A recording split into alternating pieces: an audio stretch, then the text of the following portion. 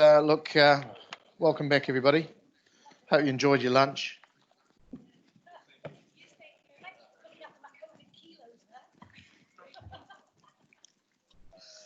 You were supporting local people.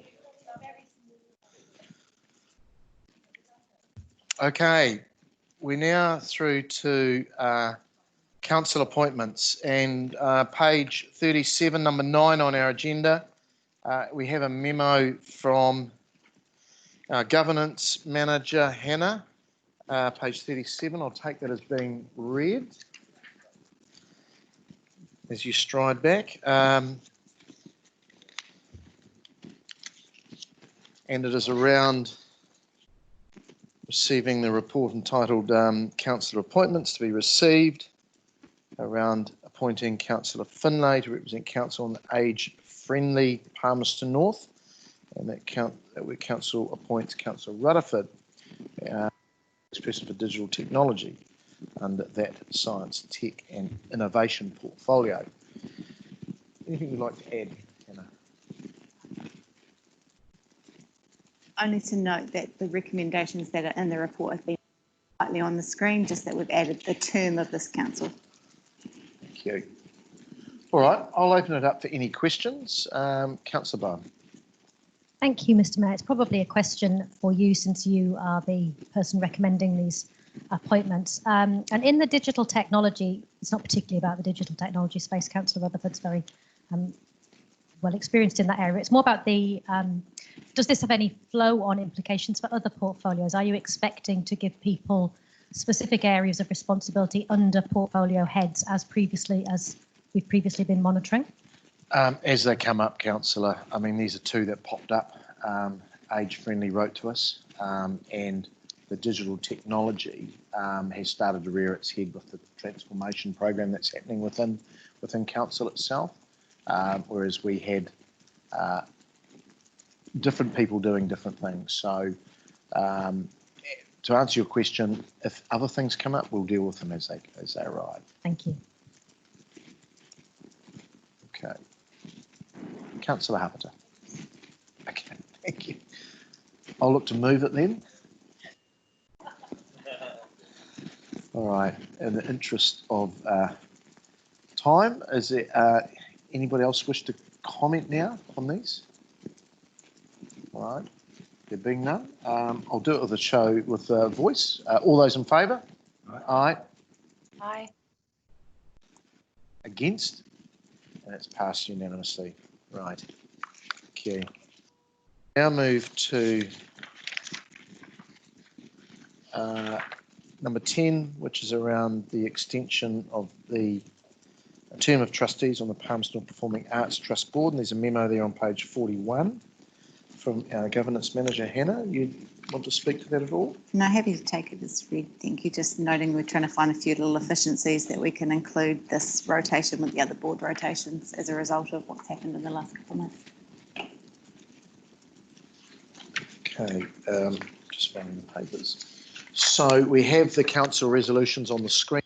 An extension of the term is to receive the report entitled Extension of the Terms of Trustee on the Palmerston Performing Arts Trust Board, and to extend the terms of Ms Sheridan Hickey and Ms Margaret May as trustees of that particular trust board to the 30th of September 2020, subject to their agreement. Could I have somebody look to move that? Thank you, Councillor Bowen. Second by Councillor Beattie. I will abstain from this because I'm actually on the board as well. So, are there any comments? There being none, we'll do this with a show of voice. All those in favour? Aye. Aye. Abstain? It's me. All right, so that is passed with one abstention. Right, we now go to our late item. And I'll just get that just one moment. Which is number 17 on the late papers there, which is around the amendment to the council and committee meeting schedule. for 2020, and there's a memo there from governance. Hannah, would you like to speak to this? Take as read. Okay, so it's page 17 of those papers at the back of the coupon paper. Voucher, sorry. Right, so we have it on the screen there that Council resolved to amend the meeting schedule of the following committee meetings, obviously 22nd of June with the Rangitāne on Manawatu meeting, and then obviously Community Environment Full Council on the 29th of July and 30th of November for Rangitāne on Manawatu again. I'll open it up for questions. Councillor Rutherford. Thank you, Mr. Mayor. I've just got a question around the date for the committee meetings for the Rangitāne or Manawatu committee. Just because we are introducing another day essentially into the mix where we've got chairs meetings on Tuesday, council on Wednesday, joint strategic planning on Thursday, ELT councillors on Friday. Is there not a possibility of using a day we've already got so that people can be guaranteed a Full day? Yeah, just because I'm aware that some people have got other work commitments and. Totally agree. Look, maybe governance can answer this. I know it was in consultation with our iwi friends, and maybe I'll ask you. The committee itself has 6 members, and we've spoken with all of those members who've identified that they can make this work for them. I understand what. Okay, I've got it. I understood that. Sorry, Councillor Naylor. Having said that, obviously all of the councillors would like to be able to attend if they could, so I understand that. The schedule as it stands at the moment, you will have noticed we've had some pretty long days. We've been doing 2 meetings, 3 meetings in a day.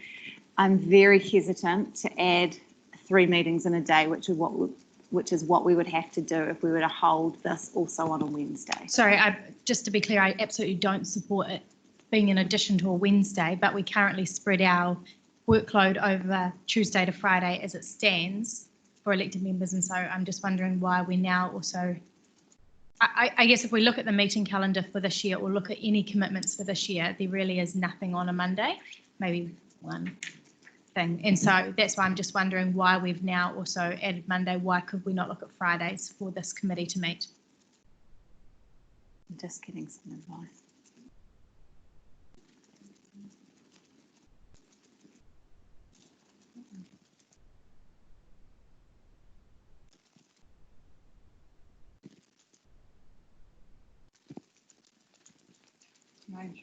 I just want to check, but what the information I'm receiving is that voting rights weren't extended to all elected members for this committee. Sorry, I wasn't here at the time that vote was made, but I understand that that's the case, in which case the attendance of all members is not as important as it would be for other committees. But we can go back and we can look at this separately. We can look at Rangitāne separately if that's what the elected members would prefer to do, and come back with another set of dates. Because I guess, sorry, I don't want to go into comment, but joint strategic planning committee doesn't extend voting rights to everyone, but there's still an invitation, and many elected members will just see that as a part of the regular meeting schedule. So that just because they don't vote or participate, they can still speak, still attend. And I think also, Councillor, I think being Rangitāne on Manawatu and just a new committee, I think we'd probably like to be there. Just it's symbolic, if more than anything else. So I agree. These dates have been set without, I mean, I haven't had any input into them, but I do know that it was very much around what Rangitāne could do. I do wonder if we do go back to them around the Rangitāne ones. The other ones I think are pretty well been signalled, like the start of July gives you a 2-week window in the middle of July, which we don't sit and somebody, you can get a bit of a break, and then we meet again at the end of July. So it's really the 2 Rangitāne dates that might be in question. So I'll just signal then that I'll move an amendment that we strike out those 2 Rangitane dates so we can approve the other 3, and then perhaps these could come back to next week or whenever's appropriate. Okay. Thank you. Councillor Bowen. Okay, so Councillor Naylor. I'm happy to second that amendment that Councillor Rutherford has suggested. As one of the committee members, I wasn't consulted on what would suit going forward. In fact, did indicate that I wasn't sure that whether that Monday would suit. And so I do think it would be good if we could have something that was suitable for the committee and for the wider council. So with that amendment, we're looking at striking out the scheduled dates. Okay, it's not an amendment, it's actually the resolution, so we can just take out the word amendment. And Councillor Rutherford, you'll move that, seconded by Councillor Naylor. And we allow officers just to come back with some other options there. But I think you've got a clear signal that the workload is pretty heavy already. And I'd admit we've actually got through quite a bit in COVID times too, in terms of workshops and everything else. So it's good. No, that was Councillor Rutherford moved it and Councillor Naylor seconded it. All right, I'll open it up for any other comments. Deputy Mayor. Thank you, Worship. Just a question through you. Can I just understand the justification for the Environmental Sustainability Committee commencing at 1 p.m? Usually we set both committees at 9. It may be that Community Development has a rather heavy workload. I'm just not quite sure. That is specifically in consultation with the Rangitane members that are on those 2 committees, rather than have to attend for the entire day, to prefer to be able to come in at some time, because they're both quarterly meetings with external members on them. Okay, thank you. Okay. And I think both of those committees have been held over, so I'm sure they'll be, the time will be used wisely. Okay, so no further comments. Councillor Dennison. Thank you, Mr. Mayor. I know that being a member of the Rangitane o Manawatu committee, that we did have some input into availability of dates to confirm, and this has already pushed out dates that were tentatively arranged for the month of May. And I'd be still quite interested to have the date that has had some feedback on the 22nd of June, and would advocate to keep at least that one, and being open to changing the day for the November meeting, but that'd be my view.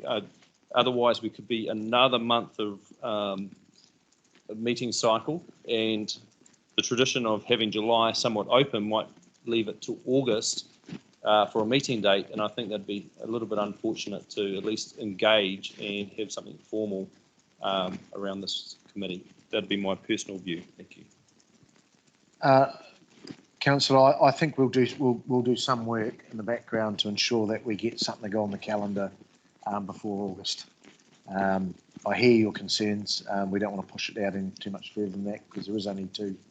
There are 6 monthly meetings, so we'll do our best to get something in that July period, hopefully. But I can't speak for others, but I would like to see if we can put it onto a day where you've got to come in and do something else. So it's just not another extra day at council. But hear your concerns. All right, anybody else like to comment? Right, we'll put this with a vote by voice. All those in favour? Aye. Against? That's carried unanimously. Right, we will now move to page 43, which is the council work schedule. Page 44, which doesn't have a lot on it at this stage. But I think via process we still need to approve it. So I will look to move it, seconded by the Deputy Mayor. It will be populated in the near future. And at the very least, it will need to approve whatever committees are doing. So there are no other comments, matters arising. Right, we'll look to do this with voice. All those in favour? Aye. Aye. Against? It's carried unanimously. All right, we'll now move part 2. And before we do that, I just want to